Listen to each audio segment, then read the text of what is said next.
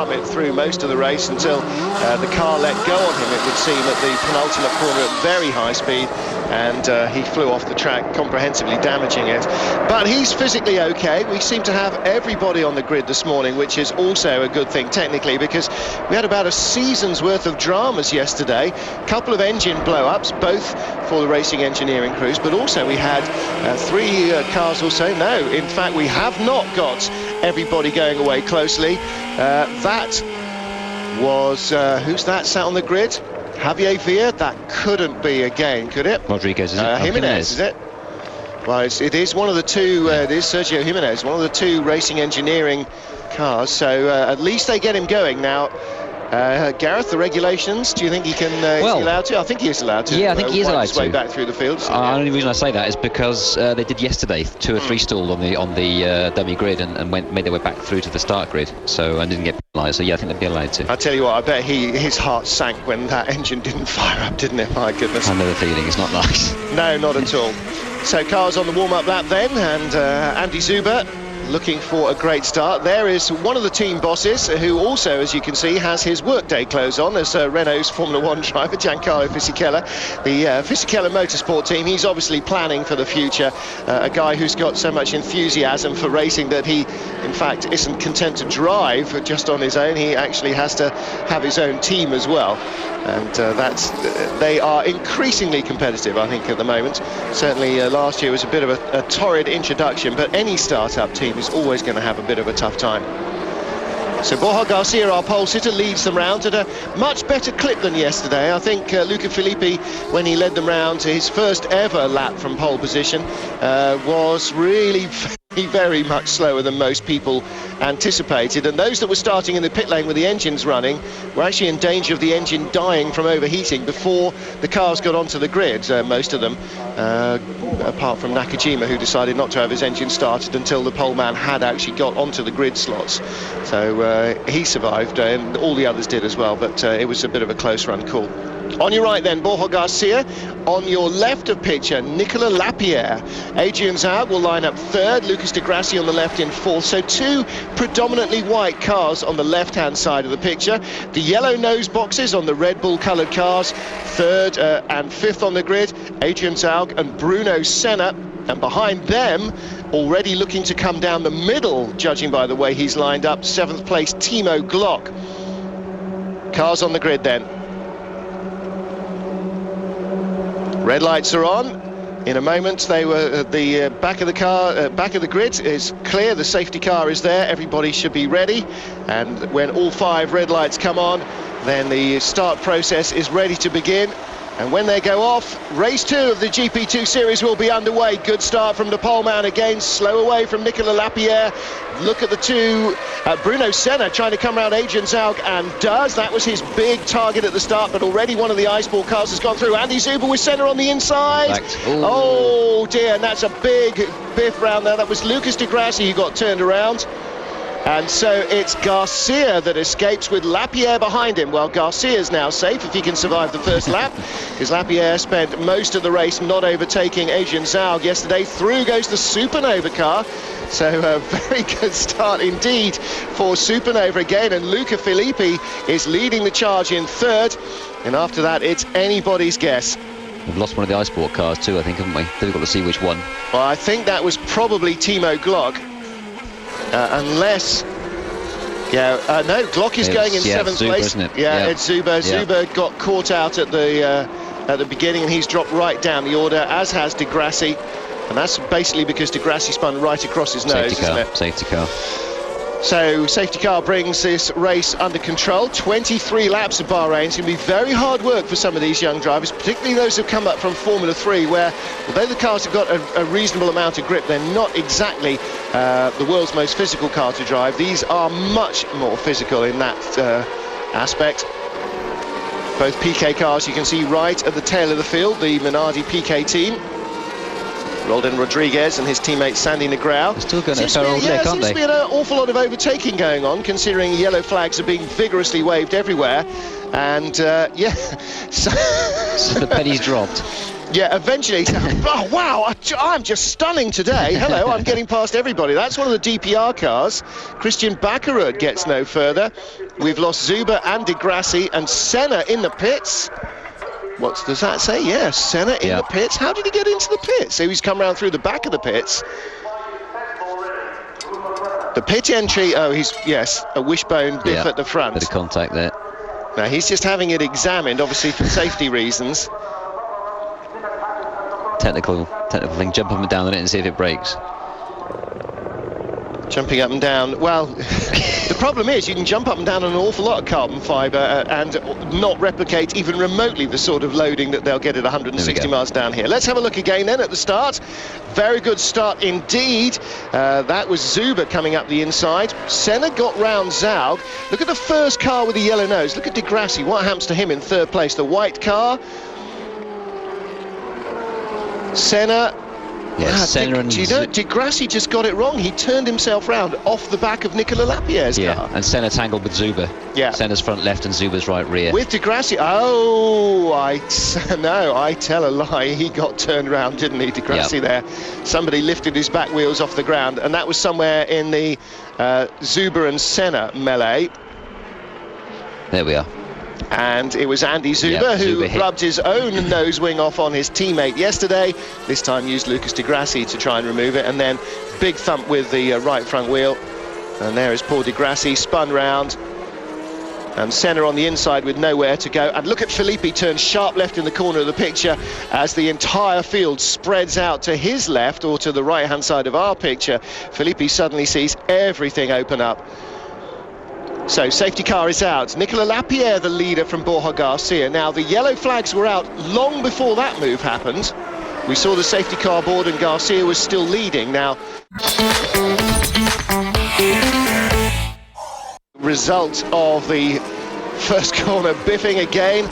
Lots and lots of drivers taking the long way round. And in that melee, anybody who got the shortcut up the inside certainly benefited. And one of those, definitely Mike Conway. Good start from him. Gareth Conway in 10th place. That's a 14 position jump from his grid place. He has a couple of major gainers. He and also Pantano's jumped up 14 places. So Mike Conway 10th, Pantano 12th, and Soucek up to 4th. Yeah. So three of those making a big benefit from that shunt. Yeah, Soucek up 8 places to 4th position, so he obviously got through the gap on the inside. Well, still seeing Lapierre in front, and I'm not right. I'm not sure that's right. Now, I don't think we actually saw the manoeuvre because we were so busy trying to document what else was going on behind. But, well, Lapierre was looking to go by, and I'm not sure that he did successfully get by before the yellow flags and the safety car was scrambled. Charlie Whiting was very quick with that. There was clearly, within a few seconds of the first corner incident, there was clearly going to be the need to get a safety car out to get the diggers in to tow them away. Safety car lights are out, and that means we should be ready to go green at the start of the next lap. So they're coming up behind the main pit lane by the drag strip there on the driver's right, the left-hand side of the picture. This Sakia Motorsports operation. Now, there you go, Borja Garcia.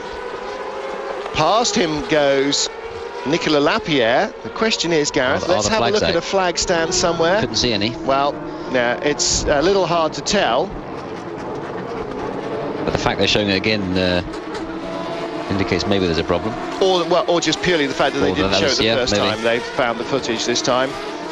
Certainly yellow flags are definitely out now, and the safety car enjoying his moments leading the field as Nicola Lapierre slows them right down. He's trying to back the entire field up behind him, which seems to be a bit of a mistake. And we saw Pitsonia heavily off track, didn't we, in the first corner? He's got wing damage. He's got wing damage. Well, he was all over the road. And the front corner. As he was in the first lap as well. So here we go, getting ready to restart it.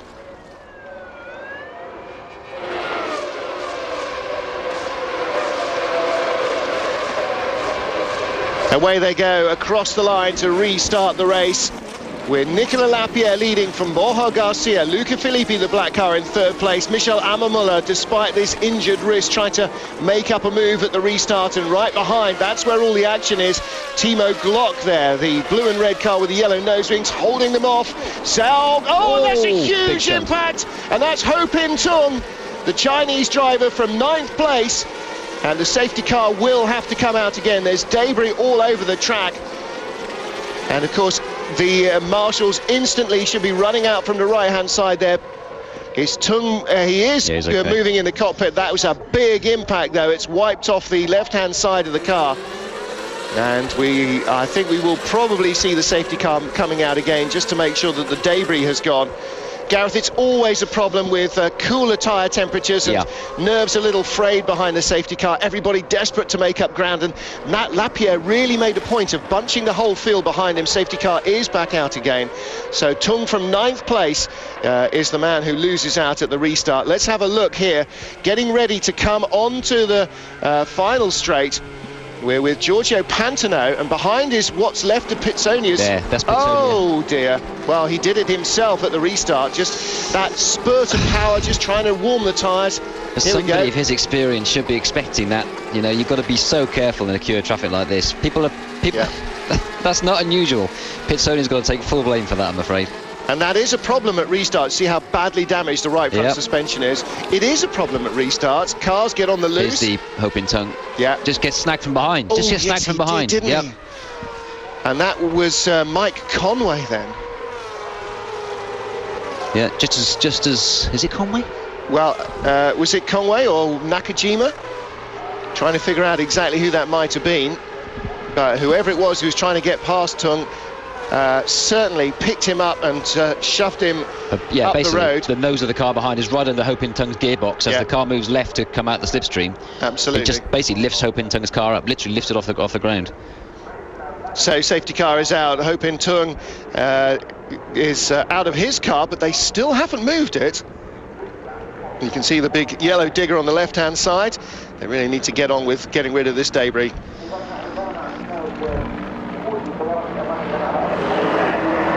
Well, now they've got another digger coming in to remove the Chinese driver's car. He is the Formula 3 Euro Series champion, had a great campaign last season in Formula 3, and one of a number of Formula 3 champions. Mike Conway, we just talked about him, British Formula 3 champion. He's in the series here, and the BCN driver, that's always the most important thing. Never mind what the damage is to the car, that's fixed with the checkbook generally, but Tung walks away from an impact. He's just looking back to say, what on earth happened there then? Carbon fibre shards over the carbon fibre shards over the circuit there. It's dangerous now with punctures, but the problem going off there is obviously on a corner you've got tyre walls to protect you from impacts. That's where you expect to crash. No one expects to crash on the straight like that, so when you go off you hit just a barrier, and that hurts. There's no give. No question at all. That was a big impact, and luckily it was pretty much a glancing blow as he was being spun round. The car slapped off the barriers rather than head first, or actually, bizarrely, going in gearbox first can be just as painful because the jarring comes straight up the spine anyway, doesn't it? Oh yeah, your head gets smacked. Even though the head's quite close to the pad on the roll hoop, it still hurts. Yeah, the car comes up and hits you from behind with as much force as it can muster, so you certainly know all about that. So again, under safety car, Nicolas Lapierre, Borja Garcia, Luca Filippi are top 3, Andy Soucek 4th, Timo Glock 5th, Michel Ammermuller, Adrian Zaug, Mike Conway in 8th place ahead of Kazuki Nakajima and Karen Chundok, the reigning Formula Renault V6 Asia champion. So just outside the 10, 11th Giorgio Pantano, Vitaly Petrov in 12th, Pastor Maldonado from the back of the grid 13th, Sergio Jimenez 14th, Sakan Yakamoto, Sandy Negrao, Javier Villa, Kohei Hirate, the Toyota test driver, then Jason Tahinchi, Roldan Rodriguez, and Bruno Senna after his pit stop still running. Here we go, going green again with 19 of 23 laps remaining. And here we can see Adrian Zaug taking a look at the car in front of him, which is yesterday's winner. Zaug on the inside. On the inside. Well, no, that's Filippi rather, going up into second place ahead of Garcia. So Borja Garcia being very much caught out at the restart there. 4th place, Andy Soucek. So who was Zaug trying to pass? It was the other... no, in fact, it was Zaug trying to hold off Mike Conway. That was the battle with the other Supernova car going on just behind. Yeah, it doesn't surprise me that Garcia is going backwards. His whole body language has been very, very negative, from the way he lined his car up, facing across the other side of the track from the start, to the way as soon as the lights went went out, he went across and tried to protect his line. Even though he got a great start, he didn't need to do that. He was very defensive all the way down to the first corner. Instead of getting his head down and getting going, he's on his mirrors all the time. Well, he had quite a rebuilding season last year in the World Series by Renault after a bit of a disappointing entry straight from Spanish Formula 3 into GP2 2 years ago. He found himself a little bit out of his depth. Last year in World Series, really got himself together, got his head together very strongly. And in fact, right behind him in 4th place, Andy Soucek, one of his sparring partners from last year's World Series by Renault Championship. And of course, staying vaguely in the Renault family here, there's Bruno Senna right at the back. Wide. And that's Roldan Rodriguez in the Minardi Piquet Sport car. You see how dirty the track is today as well. We've got quite a strong wind coming from across the bottom part of the circuit, sweeping across the pit straight, and it just blows all the sand across. And this is the first race of the day today, so there's no cleaning been done. Nice move up the inside.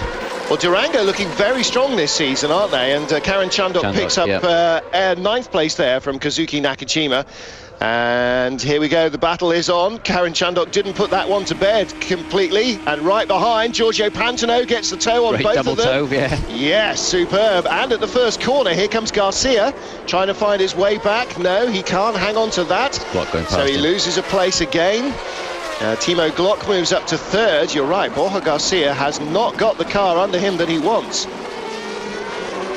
Next up will be Karen Chandok there, trying to find his way past Nakajima again. Nakajima got by him, so that was a classic example of 1-2-5 motorcycle racing, where the guy in front comes out last after the long straight because the toe just allows everybody behind him to go by. Vitaly Petrov, you can see there, for Campos Racing. He's the next guy in that little queue, and that's the battle for 10th place, effectively.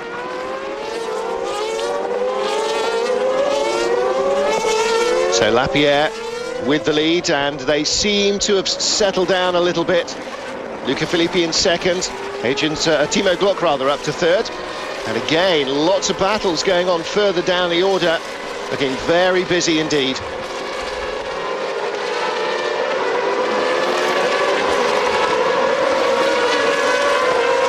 Well, there's a great little battle going on here, and that is Sandy Negrão, Sergio Jimenez, Pastor Maldonado.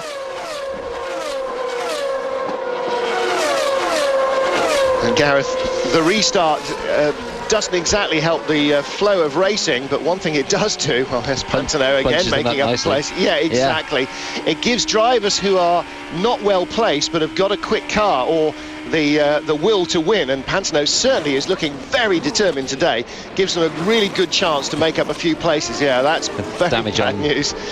It's Zaug, isn't it? Yeah, Adrian Zaug's side pod flapping up. Well, they've done.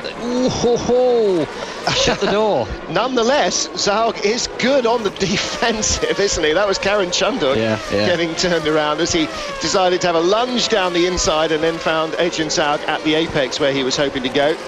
The Indian driver didn't quite get by there, did he? I can see Zaug getting pulled in for the side pod, though. It's quite dangerous. It's got to pull off eventually. Well, the other thing, of course, it's like an enormous air brake. So as soon as he gets up to any kind of speed, the car will be like a slug compared to anything else. Let's have a look again with Giorgio Pantano. Towing down the straight behind the Arden car. There's the side pod starting to pull its way. It's got damaged at the front. The mounting points have been ripped off by the wind, and it's now just flapping like a sheet in a gale. And down the inside comes Nakajima, and then the yellow and blue car of Karen Chandok. Doink, and then he just drills it to spin it round out of the way, keep himself out of harm's reach. So very busy corner there, and didn't do the side pod an awful lot more good either. Poor Adrian Zaug is really fighting with both.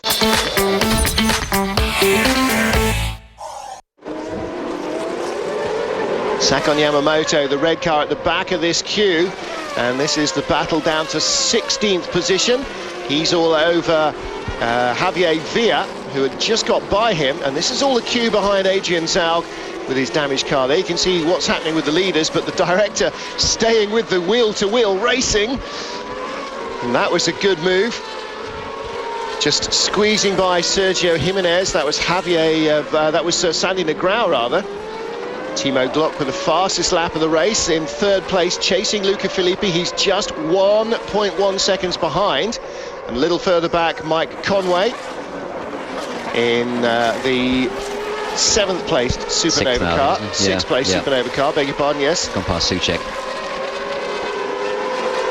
So Lapierre, Filippi and Glock, the top 3. Borja Garcia still hanging on to 4th. Michel Amamura, monster slide from the Supernova car of Mike Conway. Really pushing very hard indeed. Zags in. Yeah. You're going to need a bit more than a couple of strips of tank tape to hold that on, especially in the breeze that they get on the high speeds down the long straights here. Now, what the team will have been doing, Gareth, is getting a big patch together, isn't it? And lots of strips to sort of loads of strips stick on in a big wad. The problem is, you can see it smoking away there as it's blowing water out at a stationary. The problem is that it's really going to badly affect the cooling, and that's not what you really want. It is, yeah. No, you're right. I mean, obviously they have to make the driver aware, keep an eye on the gauges, make sure that the cooling's okay, and just try it out. You know, it might last 3 laps and come off and flare up in the air again, in which case just pull it in. But better to give it a go and see if it works than just retire there and then. Absolutely right. Bruno Senna, we're watching at the front of this little queue. And of course Senna very well placed at the start until the apex of the first corner, in which he got tangled up behind Lucas Di Grassi and dropped right down the order. He had a pit stop as well to allow the mechanics to jump up and down on his suspension to just check if it was still working. Didn't move, so presumably it was deemed to be okay, and nothing much seems to be going wrong with him.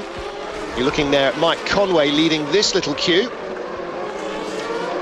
Giorgio Pantano coming up the field very high. I wonder how far up the order Pantano's going to get. Where exactly did he start on the grid? Let's just remind ourselves. 25th place. Giorgio Pantano currently 8th and climbing. Yep, great. That's a great job, isn't it? Both him and Conway are flying, and Conway started well down the order. 24th he started, and he's in 6th position. Yeah, fantastic. And he's got the not quite race fit Michel Amamura in front of him. Conway was 2 seconds behind on the last lap.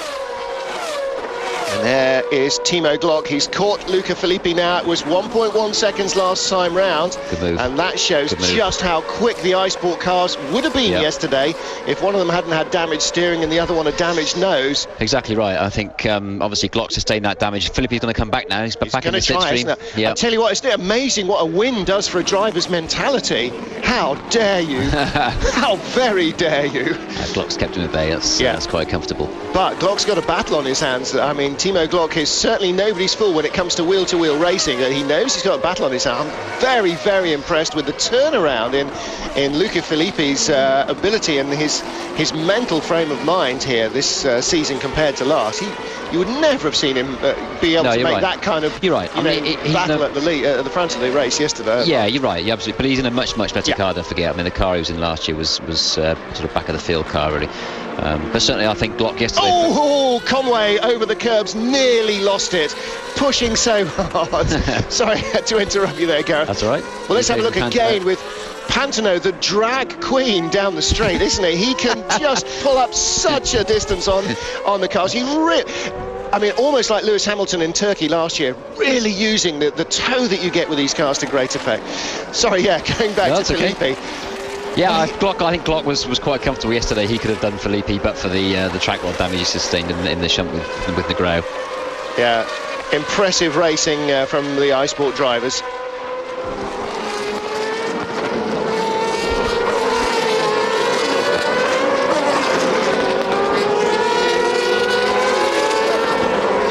Nicolas Lapierre still the leader, but Timo Glock is making second place his own. Look, he's just easing away. Oh dear. And that is the end of the race for Sergio Jimenez. Well, neither racing engineering car finished yesterday. Still Javier Villa going, and he was right behind his teammate. I don't see 2 racing engineering cars there. That would just be Alfonso would be tearing his hair out if that had happened. Couldn't see any damage actually. No spin marks, no tyre marks, no damage. So maybe he just pulled off. Yeah. It was very firmly up against the barrier, but maybe he decided there wasn't much. It's a slight hill there, isn't it? Yeah, maybe he just sort of used it to sort of stop the car rolling back. Good move by Nakajima. Squeezes by 4. What is that? The timing screen hasn't quite updated itself. That's 8th place. Andy Souček he gets by. So that was a good move. Souček really not quite on form. Don't forget, the beginning of the restart, he was right behind Borja Garcia in 4th place. He's now down in 8th. So don't recall seeing him having any contact in the first corner, but there were so many cars scattering left, right and centre that may well be the case. I wouldn't be at all surprised to find it quite a lot of people having problems. Yeah, Sergio Jimenez climbing out of the car there in the background, but he hasn't just run it up sideways to the barriers. The rear wheel is against the barriers and the front wheel is up against the track, so he didn't quite park it. Now then, Borja Garcia under pressure. This is Michel Amamola, the predominantly white car with the Red Bull on the top cover. And this is, again, Andy Soucek in the white and blue DPR car. And around the outside goes Kazuki Nakajima. Tell you what, he knows how to overtake. He does, kid, doesn't he? Yeah. Oh, my goodness. Yeah. And here, the two Trident drivers. No. That's the Cardinal scene, so that was Hirati then, who was climbing out, up against the barriers, maybe, that we saw a moment or two ago. Yes, if there's one rule, it is avoid your teammates. Yeah.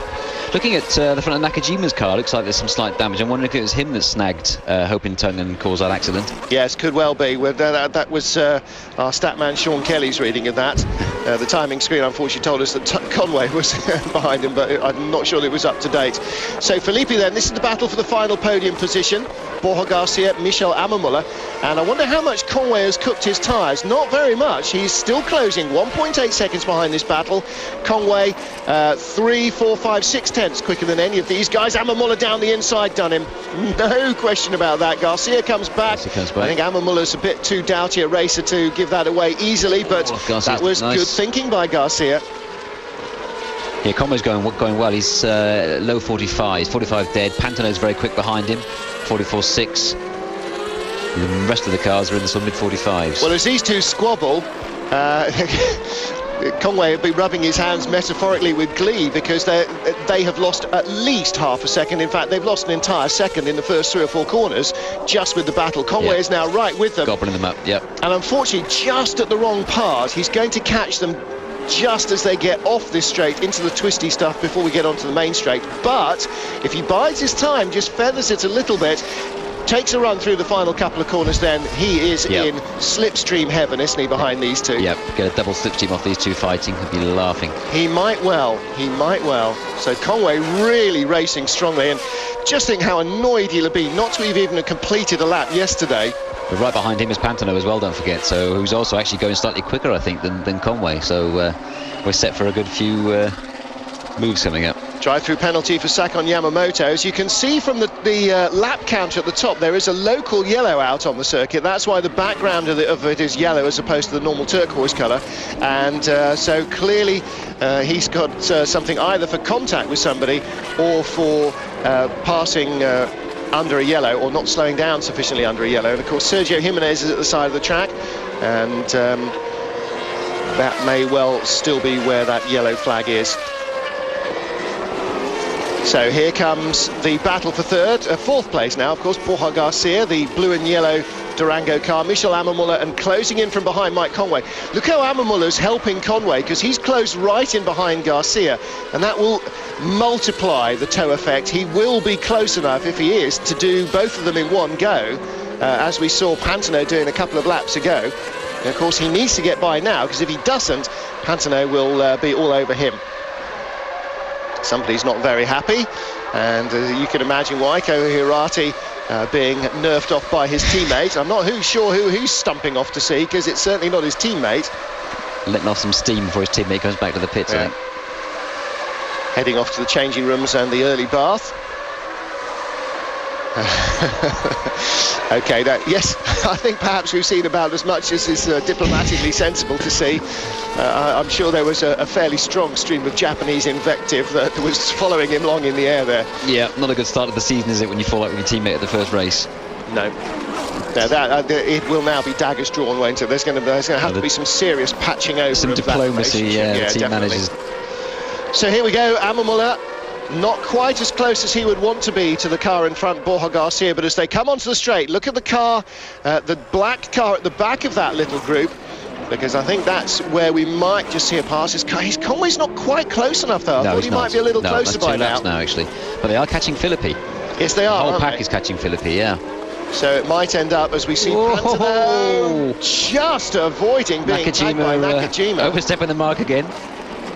He's not short of an attack or two, is he? But didn't quite time that one. Here we go from the outside, skating past at the hairpin. It just sucks you in, that hairpin, says, yes, come on in, have a go. And then you suddenly realise that, of course, because you're going downhill on the sand, it's not quite as easy to stop as you thought it might be. You can see the damage on Nakajima's nose from the on-board camera shot with Pantano there, from where he's tagged Hoping Tongue. Nicolas Lapierre still leading from Timo Glock by 1. Is getting hotter.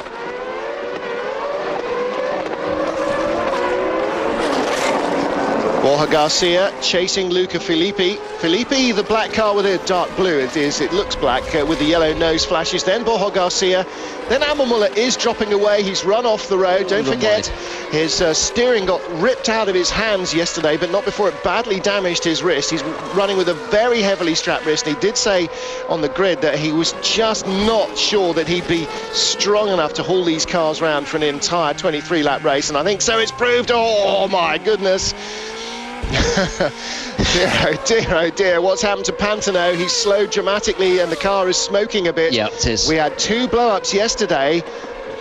Well, this is the circuit where cooling is going to be at its most dramatically demanding, and I think that might be a problem. He is certainly blowing out blue haze, and coming up behind him is Javier Villa. In the pits, finally, Adrian Zaug, I think, has given up the battle. I'm sure the Arden boys, Christian Horner's crew, will have wanted to give him as much track time as possible, but not at the risk of either causing damage to him or anybody else. I think that's probably the last we'll see of him. But here's Javier Villa, teenager from Spain, still charging. He's right behind Vitaly Petrov. Got behind Giorgio Pantano and passed him. So there's some good racing going on here. Really very entertaining indeed. Looking from behind, and Pantano runs out of road again, doesn't he? Dear, that's definitely a transmission problem with some car. He was hunting for gears just now. Very disappointing, I'm afraid, for him. Petrov, his teammate, has gone by, and that's something you wouldn't normally expect to see. And it is blowing out haze, isn't it? Definitely, Gareth. So there's something not at all well. We've had a couple of gearbox issues at the beginning of yesterday's race, and it may well be that that's the case again. Shame, he was going so well, wasn't he? Fantastic drive from run of the back. Petrov under pressure now from Javier Villa. And the battle for third place still very much alight. Timo Glock not able to close on Nicolas Lapierre at the moment. It gaps out to 1.6 seconds for the lead as Villa tries to come around Petrov, the Russian driver. Filippi is still 3 seconds behind the second place man. Garcia all over him across the line last time, 0.6 behind. Then Mike Conway ahead of Ammermuller. Ammermuller's hanging on though, still circulating despite running out of road, as his wrist presumably just gave up and he couldn't turn the wheel as much as he needed. I think Glock pushed pretty hard, didn't he, to catch up or to work through the pack to get near Lapierre. Whoa! Villa was signalling that move all the way along and gave Petrov every opportunity to shut the door on him. And Petrov, charming! Dear. Petrov came rocketing, Villa came rocketing across the nose of Bruno Senna there and very nearly punted him into the boonies. And Senna, I think, probably had to have a bit of a reality check there for a moment. I can't believe he's just done that, but goes by Villa anyway. That's a change for 10th place. I can see Charlie Whiting calling a meeting after this race, or maybe at the next one for a little chat, can't you? Yeah, it might be just a degree of heads banging together. Yeah. Bit of Russian blood to the head. Well, Petrov was never going to give that one away, and had left himself nowhere to go. Oh, fair enough, he handled it well until about now, where he suddenly realises the gravel trap's coming and he's got to get back on. Shot Pantano. Yeah, well, we just saw him on the timing screens that he'd come into the pits. He doesn't look wildly disappointed. I mean, he raced very strongly, and unfortunately, if you have a technical, there's not much you can do about it, is there? This is third, though. Luca Filippi with Borja Garcia climbing all over him. Conway not quite close enough yet. The two Supernova cars, third and fifth. Garcia looking to give away that position to Conway, and Conway looking to take the goods. Yeah, Garcia's got dirt all over his tyres now, so Conway should be able to capitalise on that. And Conway needs to, because Ammermuller's right in the thick of it, and he won't need much bidding either. Weak wrist or not, he is certainly going to have a go. If even, here we go, half an opportunity presents itself. Conway on the outside. Hang in there, Mike. Ammermuller couldn't quite get his nose in, but onto the straight we go. Ammermuller's in the catbird seat though, isn't he here? He's the man who'll pick up the tow from both cars. But Garcia was compromised onto the straight, so was Conway, so was Ammermuller, and look who's right behind them. Nakajima. Look out. Mr. Late braking. Yeah, so Borja Garcia needs to check his missile for his mirrors for a red and white missile. Conway goes around, road comes to him, but he didn't have enough traction. Amamula's coming back at him. Amamula's on the outside. Next corner is left, but it's a long way away. Can Conway hang on? No, he can't. Yes, he can. Amamula sees the danger. He's already had one wrist-banging incident, as opposed to wrist-slapping incident. And here comes Nakajima now. This is going to really put the cat among the pigeons. Conway was quite generous with the room he gave Amamula there, I thought.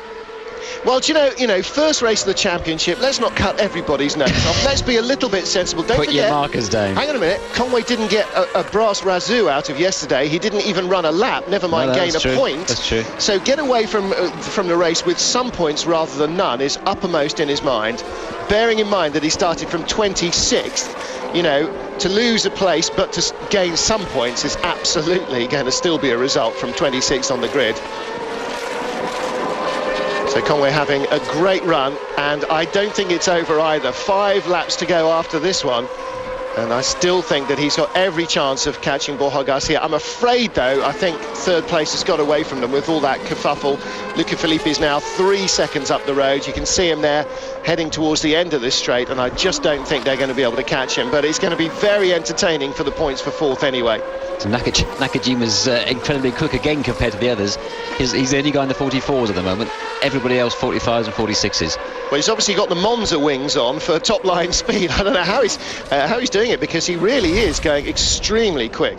He was the only man in the 44s so far in this race. Of course, yesterday's fastest lap of the race was something like half a second, Gareth, quicker than anybody else's fast lap, and that's including drivers that had come in for fresh tyres just to hunt the fast lap, and that was Antonio Pizzonia, who was the next nearest rival. That's right, it was 7 tenths faster than Pizzonia, who put fresh rubber on to go and do that. So that's just stunning.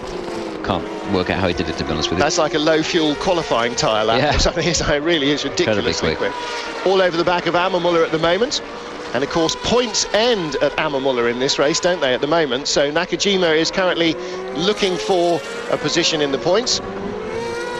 Lapierre 1.8 ahead of Timo Glock. He's got Glock under control, or Glock just can't quite get close enough. He did look as though he was going to be able to reel him in earlier, but that 1.8, that's nowhere near close enough to get a good toe on the straight. It's stabilised there, isn't it? It got down to 1.6, I think, and it's stabilised around that mark now. So I think, as I said before, Glock just used his tyres up, getting through the pack and catching Lapierre, and maybe hasn't got much left in them now. Of course, the first corner carnage as well certainly won't have helped very many people in terms of tyre usage. Bruno Senna in the middle of this little group. Javier Villa, Pastor Maldonado. No, that's not Pastor Maldonado, that's Petrov, Villa and Senna. So Senna's got past Villa. Pastor Maldonado is just in front of them. In fact, he's been completely invisible. We haven't, just behind him, we haven't even seen him in this race. That'll have been Senna taking the long way round. And Javier Villa, having cut Senna off from that very gravel track, went right over to the right, just in case the same was done to him. So despite that, Senna's still all over Petrov. As he should be. Senna, I think, is going to produce or prove to be a very, very competitive force in this year's championship. Yep. He's really a very strong racer. Yeah, had a very, very good day yesterday, didn't he? Very impressive. Good run to fourth. Yeah, so big points on the board in the first race, and certainly for a Formula 3 graduate, and he's only in his 4th season of racing anything ever. I think he will certainly produce the goods, and I think a lot of people who are hoping that the Senna name will go well are not going to be disappointed. Well, Petrov and Villa now left to tangle for 10th place. Senna makes 9th his own. Andy Suchek 5.5 seconds up the road, and Villa really, they're having a great race, aren't they? Some great scrapping going on. Yeah, it's more like last year, isn't it? I mean, yesterday's race was a little bit dull. We had a bit of scrap in midfield, whereas today's been more like classic GP2, which is nice to see. Well, a few more races, particularly the battle for 4th place, which has been quite entertaining. Luca Filippi eased away from Borja Garcia as that battle was going on. Conway just about a second behind Borja Garcia, so he's going to have a bit of a last couple of laps think about it, I think.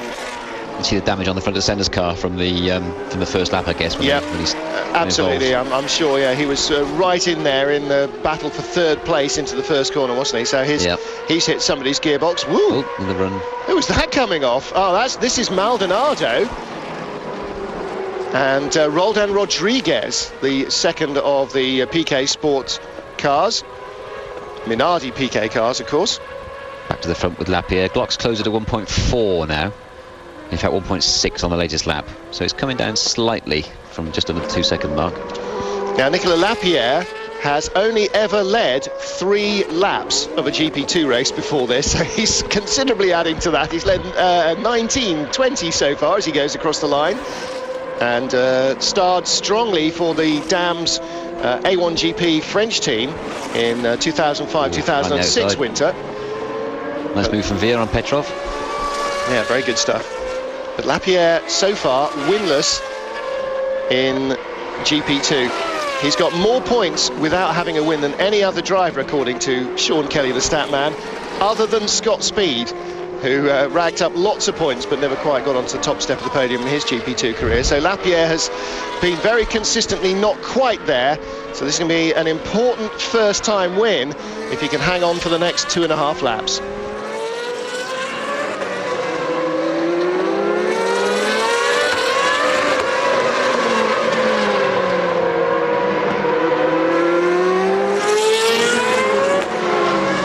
Pastor Maldonado running in 12th position. And let's have a look again at Javier Veer, Gareth. Yep, just ran the outside, just slipstreamed him classically, ran the outside. Petrov didn't really put up too much of a fight, did he? No, not at all, and that's Maldonado being wildly shoved offline by Roldan Rodriguez, and the Venezuelan driver having to have a bit of a sandy moment of his own there. And that'll make his tyres nice and dirty. Yeah, well, both of them were exploring the fringes of the Arabian desert there, weren't they? Or what if it's blown onto the circuit here at Sakhir? It is, I mean, it is a very slippery day. I think obviously not just the wind blowing the sand on, we've seen Pantano losing fluid earlier on, and I think the track is particularly slippery today. Can be interesting to see what the Formula 1 drivers make of it, because those cars, of course, so much more critical on aero setup than these races, despite the fact that these guys, huge clouds of brake dust, yeah, very green, huge clouds of brake they've got a pretty high aero level, these guys, but certainly nothing like as finely strung as the thoroughbred Formula 1 cars. So a good crosswind is just the sort of thing that drivers normally really hate. Amamula with Nakajima looking for that point, and Amamula desperately trying to hang on. He's got a lap and a half to hang on still, and if his wrist can hold out, he will be a very, very exhausted but happy boy, I think. Yeah, I mean, to be honest with you, if it was Nakajima, and we think it was involving Hoping Tung Shunt, then I don't think he'd be on the result at the end of the race. I think he'd be in front of Charlie Whiting for a dressing down and have his name taken off the results. Well, as long as he can avoid lifting Amamula up and spinning him out in the final couple of corners, then I think Amamula will be quite all right with that. As you said, there's a nice hole on the nose cone of Hoping Tung's car. But nonetheless, holes all over Nakajima's car. But nonetheless, Nakajima has. I'm trying to get away from the cliche of erratically fast Japanese racing drivers, but he has both been erratic and fast this weekend. So extremely of both, extremely erratic, extremely fast. Of course, his dad raced in Formula 3000 in its early days, in the multiple engine, multiple tyre, multiple chassis years that Dams quite often managed to get the best out of. Here he comes up the inside. Mind your wrist. Michel Amamula hangs on just. Nakajima keeps it clean that time. Again, just lacked a bit of commitment there, didn't it, for a change? The best ever result by Satoru Nakajima in Formula 3000 was 4th at the old Österreich ring, Gareth, one of your favourite circuits back in '86. Don't get me started on that. He's done him. We haven't got time. He has got by, so that's into the points at least until Charlie Whiting has his say. So the first time in 21 years that Nakajima has been in the points in a Formula 1 support category. Bruno Senna battling with Vitaly Petrov again. What are we seeing there? Senna looked as though he just got a false neutral somehow. Last lap then for Nicolas Lapierre and for Dan. So 2 wins in the first year, none last year. And now they're going to come away from the first race weekend here in Bahrain with the chance to add to that. It's victory then for Nicolas Lapierre.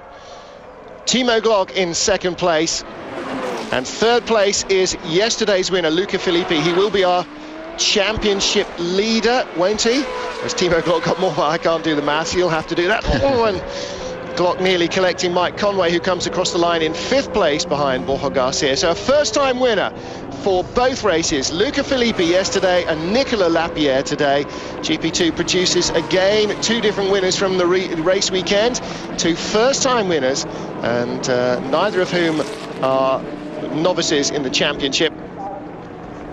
Borja Garcia 4th, Mike Conway in 5th, and Kazuki Nakajima in 6th place, ahead of Michel Amomula, Bruno Senna, Andy Soucek and Javier Villa. But big day for Nicolas Lapierre. No wonder he was weaving with delight across the line there. And we saw his team boss, didn't we, Jean-Paul Gilliot, chatting to Bernie Ecclestone before the race, and he'll be looking even happier now as his team claims the second win of the season in GP2.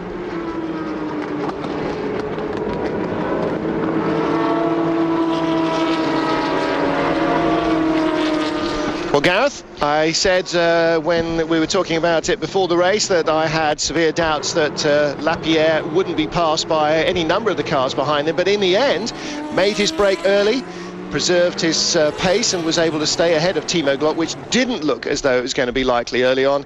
And here's the result. He gets first to the checkered flag and claims his maiden GP2 victory. Yeah, I think he surprised both of us. I'm the same as you. I doubted whether he could do it, but he's obviously happy. He's back home at Dams, where he's been so successful with A1 GP. So, and happy to lead from the front of the field to claim the victory here in Bahrain.